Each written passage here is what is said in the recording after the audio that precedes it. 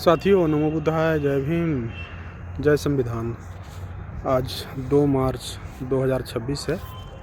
शाम का समय हो गया है।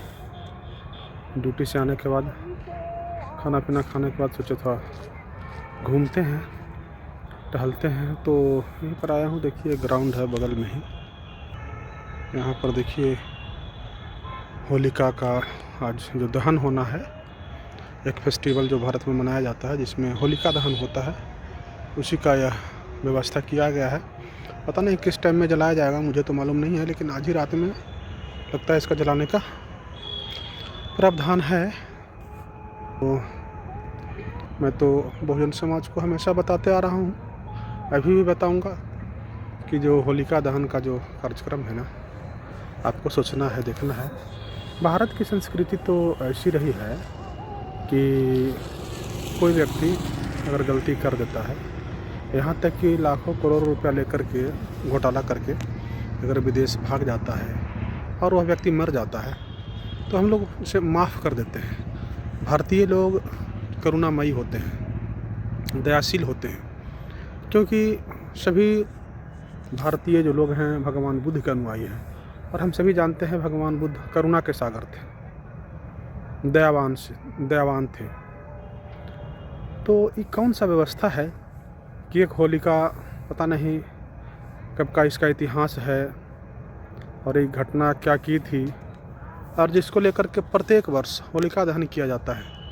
और महिलाएं लोग भी होलिका दहन की बधाई लिख रही हैं, पुरुष तो लिख ही रहे हैं। तो भारतीय कल्चर में तो ऐसा है नहीं। हमेशा महिलाओं का सम्मान किया गया है, जैसा कि मैं पढ़ते आ रहा हूँ, देख रहा हूँ, सुन रहा हूँ, समझ रहा हूँ। अच्छा, आज मैं एक आप लोग को एक जानकारी मैं देना चाह रहा हूँ। आज 2 मार्च है। तो 2 मार्च 1930 को बाबा साहब कालाराम मंदिर प्रवेश आज करवाए थे, आज ही का दिन था। तो इसको भी याद करने का दिन है। और बाबा साहब तो मंदिर प्रवेश इसलिए करवाए थे ना कि बहुजन समाज के लोगों, आप जो मंदिर में जाने के लिए व्याकुल रहते हो, तो आप घुस करके देखो, मंदिर में प्रवेश करके देखो, वहाँ कुछ भी नहीं मिलेगा। और अगर कुछ मिलेगा ना, तो भगवान बुद्ध का ही मूर्ति मिलेगा। उसी को ढक दिया गया है दुपट्टा लगा करके, और काची से नया चांदी के आँख बना करके। तो इसलिए बोले थे। लेकिन बहुजन समाज क्या हुए कि गए और मंदिर में ही सट गए और दूसरे धुन में चल गए हैं। तो यह बात को भी आज याद करने का दिन है, बाबा साहब को भी नमन करने का दिन है। कितना संघर्ष किए थे कालाराम मंदिर प्रवेश के लिए। तो जो मैं बात कर रहा हूँ कि जो भारतीय संस्कृति में ऐसा नहीं है, महिलाओं को हमेशा सम्मान की दृष्टि से देखा गया है। तो आपको सोचना है, समझना है।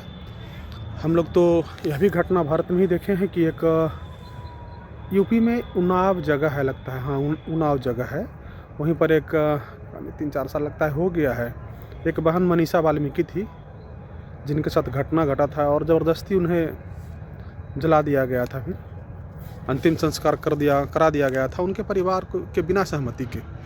तो इस तरह की घटनाएं भी भारत में होते रहती है। तो हम सभी लोगों को जानना है, समझना है, इतिहास को हमेशा जानना है, पढ़ना है। तो यह जो होली का जो फेस्टिवल है ना, ऐसे तो ये भारतीयों का मूल फेस्टिवल है, कृषि से संबंधित है।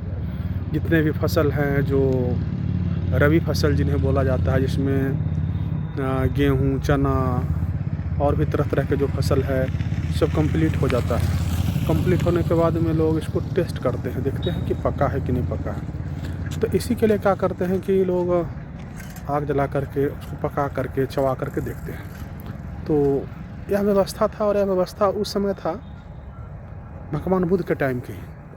उससे भी पूर्व से यह परंपरा चलते आ रहा है, क्योंकि भारत कृषि प्रधान देश है। भले अभी जाति प्रधान देश हो गया है, अभी कर्मकांड प्रधान देश हो गया है, पाखंड प्रधान देश हो गया है, लेकिन शुरू से भारत कृषि प्रधान देश रहा है। तो टेस्ट करने की परंपरा था।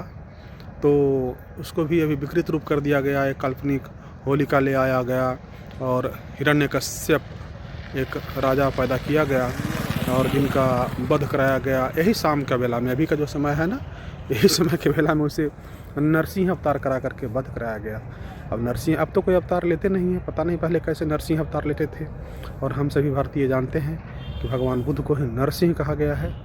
सिंह जो टाइटल आया है ना, आज जो भी लोग अपना टाइटल रख रहे हैं, लेकिन सिंह टाइटल भगवान बुद्ध से ही शुरू हुआ है।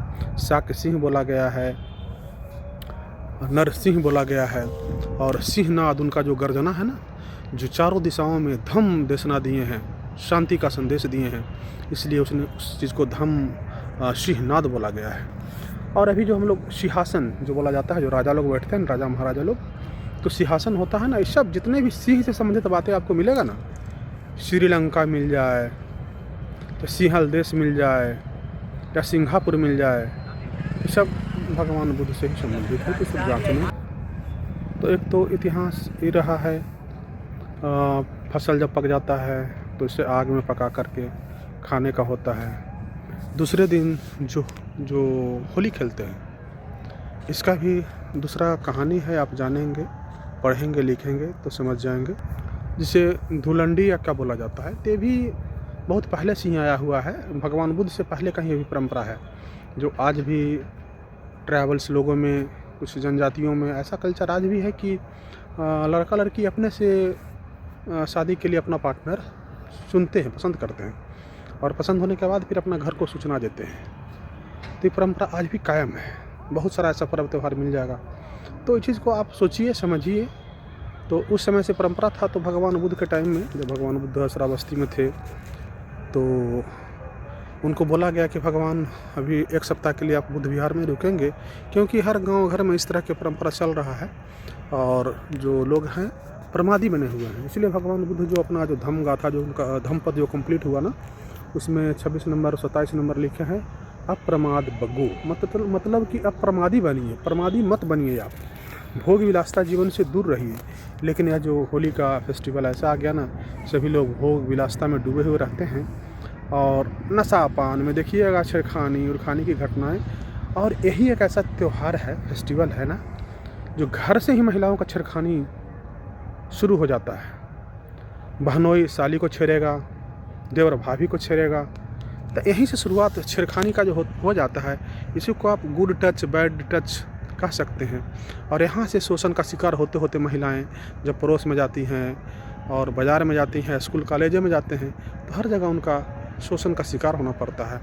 तो बाबा साहब की पुस्तक पढ़ें, क्रांति एवं प्रतिक्रांति पढ़ें, एनहिलेशन ऑफ कास्ट पढ़ें, उसमें बाबा साहब बहुत सुंदर ढंग से बताए हैं कि हम लोग को कौन सा पर्व त्यौहार मनाना है, कौन सा त्यौहार नहीं मनाना है। तो यह जो त्यौहार है शूद्रों का त्यौहार है, इसमें टोटल कल्चर आपको शूद्रों का मिलेगा। इसे त्याग करना है, इससे समाज में वैमनस्यता बढ़ता है, कहीं भी सुख शांति नहीं होती है, लोग एकदम परेशान रहेंगे। देखिएगा कितना लोग का केस मुकदमा हो जाएगा नशापान के चक्कर में, छेड़खानी के मामले में।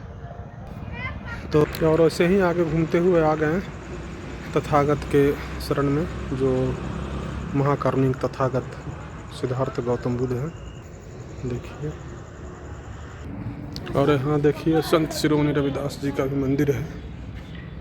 देखिए ताला बंद मिलेगा आपको।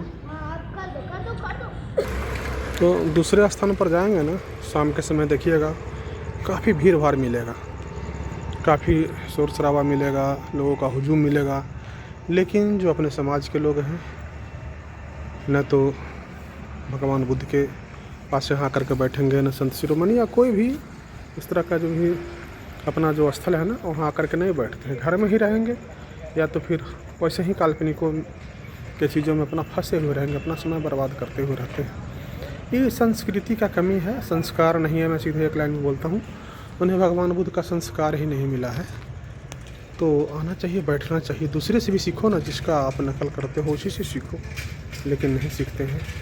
तो चलिए, यह जो फेस्टिवल है जिसे होली कहा जाता है और दुल्हंडी कहा जाता है, और भी क्या क्या नाम है, तो मैं एक हिंदी का मुहावरा में यही बता करके अपना बात समाप्त करता हूँ कि एक जानते हैं कि मुंह काला करना का मतलब क्या होता है। लोग घर में ही बोलते हैं मुँह कल मुही, चाहे तो मुँह काला करके आ गया। इसका मतलब होता है कि आप कुछ गलत कार्य करके आए हैं। तो आप ऐसा काम नहीं करें। आप प्रतीकात्मक रूप में भी अगर मुँह काला करके आते हैं तो समझिए आपका चरित्र पर इसका असर पड़ता है। तो आप मुँह काला करने वाला काम नहीं करें, चाहे रंगों से हो चाहे चरित्र से हो। आप समझदार हैं, समझ गए होंगे। मैं जानता हूं कि आप लोग सभी समझदार हैं, सब भगवान बुद्ध के अनुयायी हैं और बाबा साहब के बताए हुए मार्ग पर चलने वाले हैं। बहुत पढ़ते लिखते हैं, समझदार हैं। तो तो समझ में आया होगा। और अगर आप चाहते हैं कि जिस तरह से बाबा साहब बताए हैं किस तरह से फेस्टिवल मनाना है, तो उस तरह से अगर मनाते हैं तो आप कमेंट में अपना उत्तर लिख सकते हैं। सभी को नमो बुद्धाय, जय भीम, जय संविधान, भक्ति समागम।